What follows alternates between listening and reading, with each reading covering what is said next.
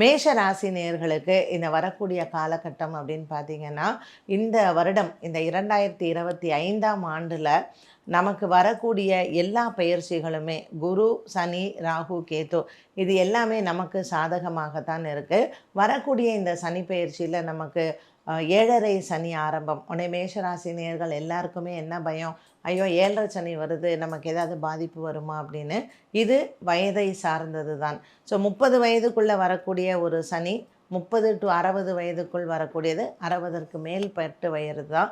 So இந்த நடுத்தர வயதில் இருக்கிறவங்க 30லேருந்து 60 வயசுக்குள்ளே இருக்கிறவங்களுக்கு இந்த மேஷராசினியர்களுக்கு இதை வந்து பொங்கு சனி அப்படின்னு சொல்கிறோம். ஸோ வாழ்க்கையில் உங்களுக்கு திருமண யோகங்கள், வீடு வாங்கக்கூடிய யோகங்கள், வேலையில் வந்து நல்ல மாற்றங்கள், பதவி உயர்வுகள் இது எல்லாம் கிடைக்கக்கூடிய ஒரு காலகட்டமாகத்தான் இந்த 2025 வந்து அமைந்திருக்கிறது.